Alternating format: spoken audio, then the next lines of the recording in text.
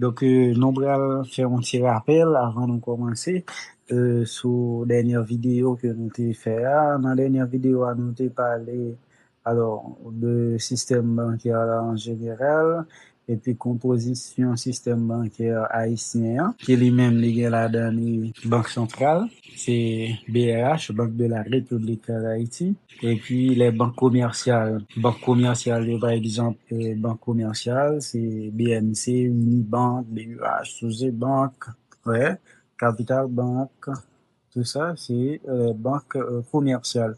On ne parle tout des institutions financières non bancaires. Donc, pour institutions financières non bancaires, yo, on prendre par exemple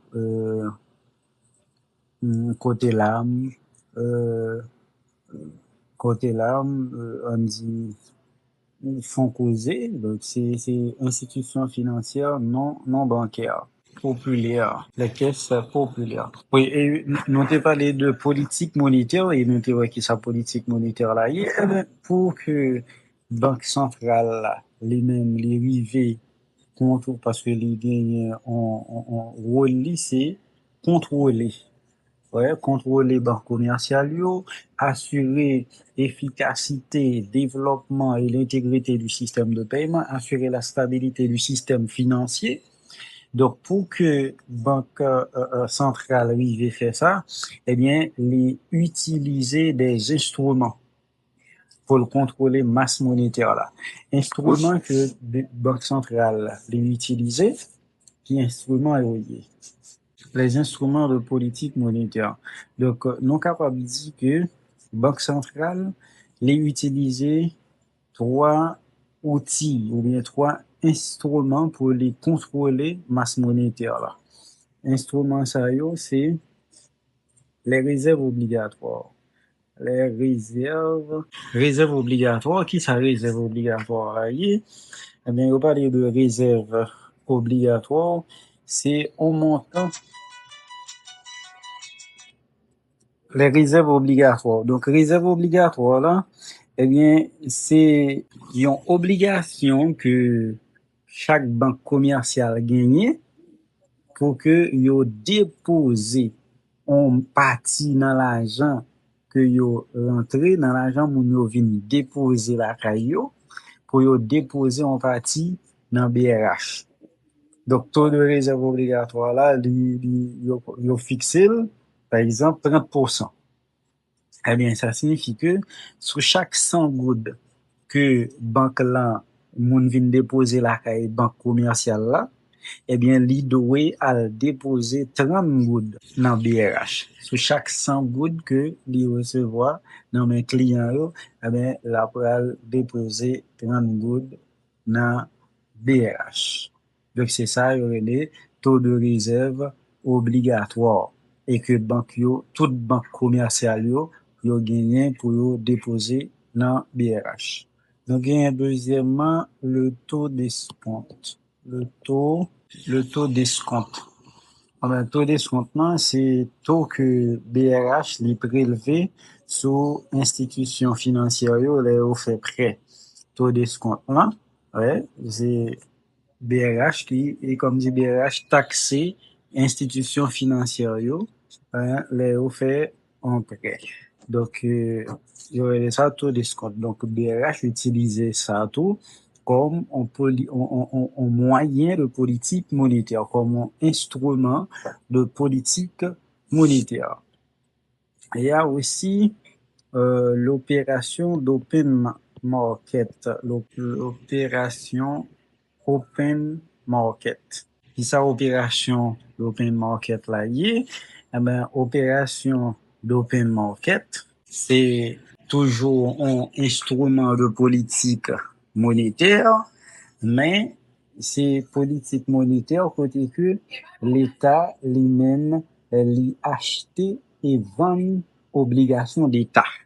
L'État acheter et vendre obligations d'État.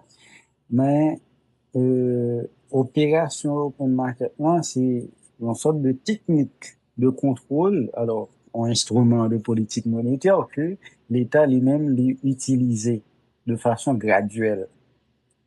Et tout ça arrivé dans style de politique ça l'État li intervenu sur le marché financier et que comme acheteur et vendeur d'avoirs financiers.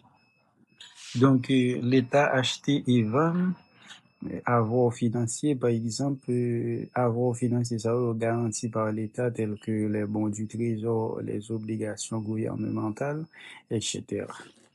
Et pour Haïti, comme pas de marché financier en Haïti, ou encore marché financier à non stade embryonnaire, donc, et puis, il y a un autre problème qui posait, manque de crédibilité et que gouvernement yo, ou bien titres gouvernementaux yo gagné. Donc, c'est ça, il va sans raison. C'est parce que gagné en précédent.